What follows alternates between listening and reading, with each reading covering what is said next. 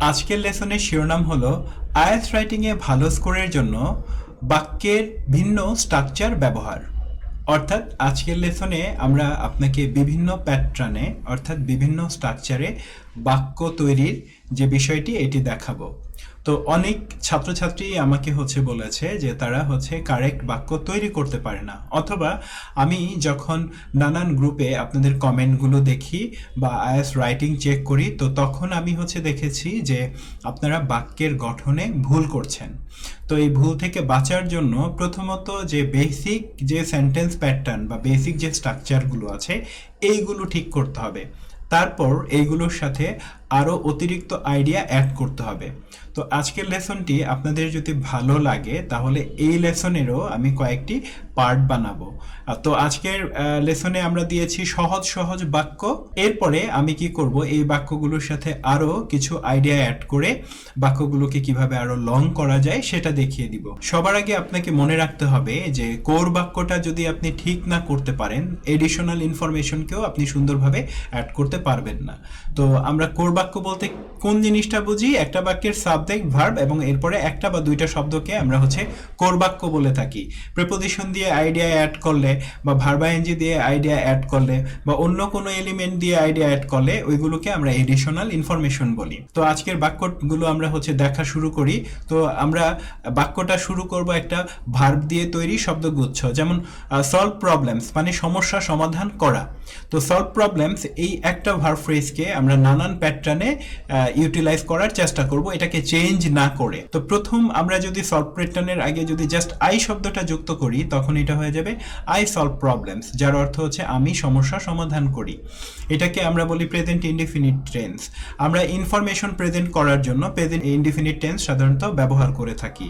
আর just এই verb ফ্রেজের সাথে অর্থাৎ এই বাক্যটার সাথে যদি উইল যুক্ত করে দেই তখন এটা কিন্তু ফিউচার সিম্পল টেন্স হয়ে যাবে, অর্থাৎ ভবিষ্যৎ বোঝাবে যে আই উইল সলভ প্রবলেমস, আমি সমস্যা সমাধান করব।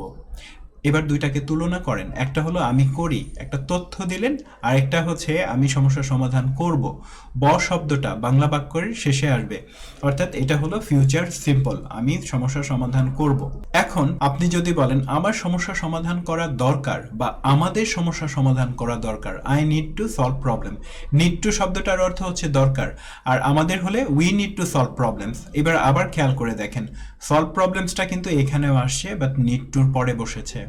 আচ্ছা, 4 number, should, I should solve problems, আমার সমস্যা সমাধান করা উচিত। উচিত শব্দটা আমাদের অনেক কাজে লাগে। উচিত শব্দটার পরেও কিন্তু অপরিবর্তিত অবস্থায় ভার্ব ফ্রেজটা ব্যবহার হয়েছে। আমরা পারি শব্দটাকে নানান জায়গায় ব্যবহার করতে পারি রাইটিংয়ে, বিশেষ করে যেমন আই ক্যান সলভ প্রবলেমস, আমি সমস্যার সমাধান করতে পারি। তো একই সলভ প্রবলেমসকে আমরা নানা বাক্যে বসাচ্ছি, অর্থটা কিন্তু ভিন্ন হয়ে যাচ্ছে। আমরা মে শব্দটা ব্যবহার করি সম্ভাবনা বোঝানোর জন্য, যেমন আই মে সলভ প্রবলেমস, আমি সমস্যার সমাধান করতেও পারি। একটা ও এখানে মিসিং আছে যেটা আমি বলে দিচ্ছি, হ্যাঁ। অথবা আমি সমস্যা সমাধান করতেও পারি, এখানে আপনি কাজটা করার একটা সম্ভাবনা আপনি বোঝাচ্ছেন যে হ্যাঁ আমার সম্ভাবনা আছে যে আমি এই কাজটা হয়তোবা করতেও পারি। আচ্ছা, তাহলে এরপরে আমরা বলেছি আই মাইট সলভ প্রবলেমস, আমি হয়তোবা সমস্যাটা সমাধান করব। তার মানে মাইটটা সাধারণত বসে যে ভবিষ্যতে কোনো কাজ সমাধান করব এরকম বোঝানোর জন্য, যে ভবিষ্যতে করার সম্ভাবনা।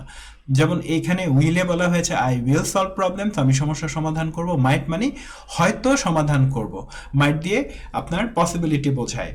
তো এরপরে আমরা বলেছি আই মাস্ট সলভ প্রবলেম, আমাকে অবশ্যই সমস্যার সমাধান করতে হবে।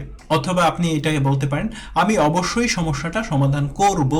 সমাধান করব এই 2 নম্বর বাক্যের সাথে মাস্ট যদি আপনি অ্যাড করে দেন, অবশ্যই করব এটা বোঝাতে ব্যবহার হবে। আমাকে করতে হবে অথবা আমি অবশ্যই করব, এই দুইটা অর্থই কিন্তু মাস্ট দিয়ে আসে, বাধ্যবাধকতা বোঝায়। শুড মানে উচিত, এরকম অট টু মানেও হলো উচিত, আমার সমস্যাটা সমাধান করা উচিত, এটা বলার জন্য I ought to solve problems। আর আরেকটা হলো I have to solve problem, আমাকে সমস্যা সমাধান করতে হবে।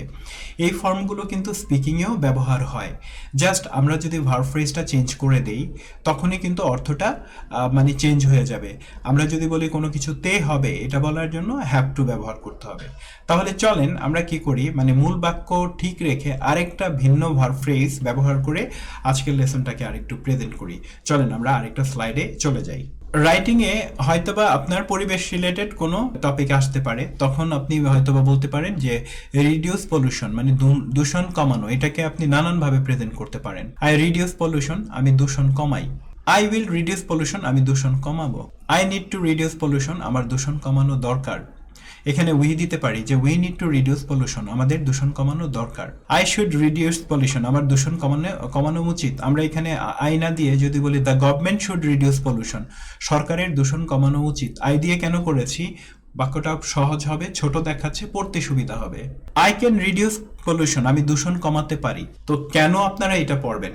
আপনারা তো অনেক হার্ড জিনিস নিয়ে ডিল করে দেখা যায় সিম্পল জিনিস লিখতে পারেন না। আপনার মাথায় কেন আইডিয়া আসে না? মাথায় আইডিয়া আসে না এই জন্য কারণ আপনি ভিন্ন ভিন্ন বাক্যের প্যাটার্ন ব্যবহার করতে পারেন না।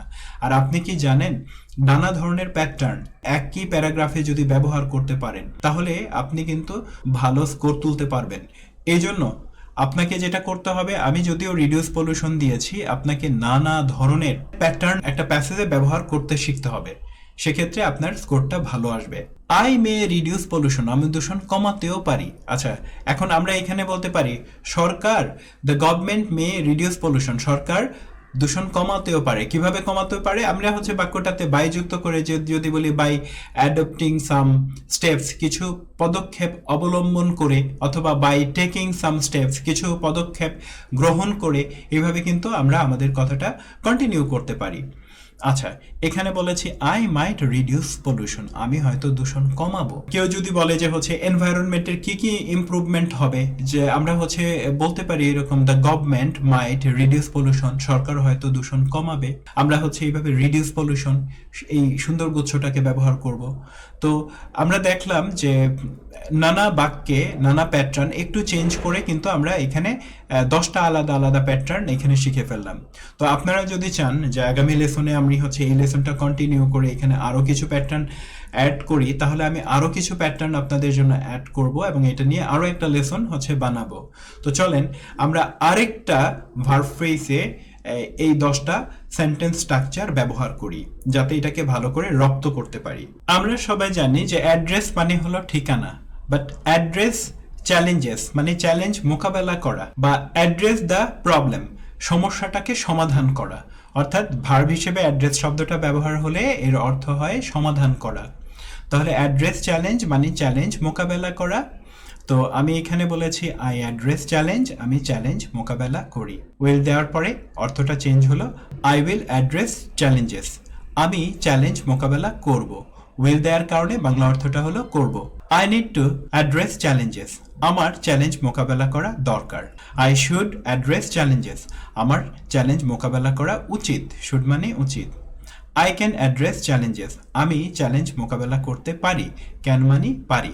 আই মে অ্যাড্রেস চ্যালেঞ্জেস, আমি চ্যালেঞ্জ মোকাবেলা করতেও পারি। সম্ভাবনা, এখানে একটা ও মিসিং আছে, করতেও পারি।